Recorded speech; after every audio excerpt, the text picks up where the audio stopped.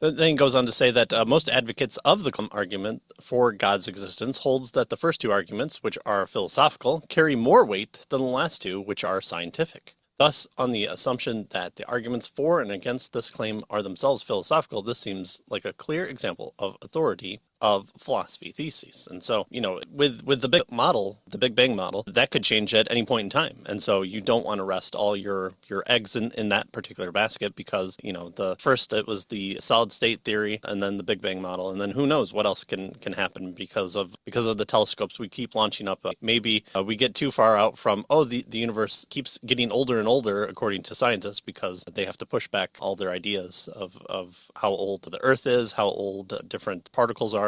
And so you don't want to hinge everything on your science. And again, this past week from when we're filming, a number of people in the comments section have tried to convince me that science is the best tool that we have, but also it could change at any moment. And so it doesn't actually give you truth all the time, but it gives you, proximate truth. So it doesn't give you truth. We just tack on the term proximate to truth and we say, it's good for right now. So, okay, so what does science do then? And so if you have all these scientific models that tend to be wrong, then it doesn't seem the best to hang all your arguments on there. But if there's a philosophical one where, it's either deductive or inductive, logically consistent, and it's if you can get it to the impossibility of the contrary, well, then that seems to be a more solid foundation to kind of hang your hats or to put your eggs in, because the cost of eggs, I guess, are fluctuating all the time. And so we need to care about where our eggs go. So philosophy seems to be the better category to put things in. All right, so there we have it. So these four arguments, and he's suggesting that most folks believe that the first two philosophical arguments are more solid than the last two scientific arguments, right? And so that's an argument for the authority of philosophy thesis that he's trying to defend here.